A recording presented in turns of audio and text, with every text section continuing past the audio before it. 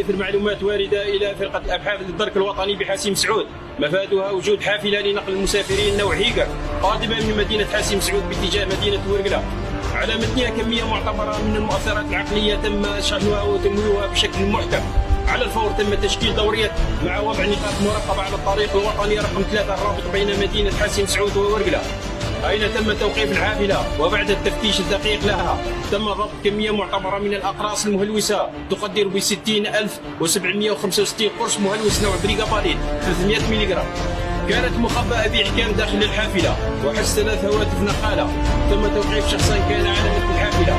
وبعد استيفاء جميع الإجراءات القانونية اللازمة وبالتنسيق مع السيد وكيل الجمهورية لدى محكمة حاسم سعود تم توقيف شخص آخر مشتبه فيه. فرقة الأبحاث للدرك الوطني بحاسم سعود فتحت تحقيق في القضية وسيتم تقديم المشتبه فيهم أمام الجهات القضائية المختصة.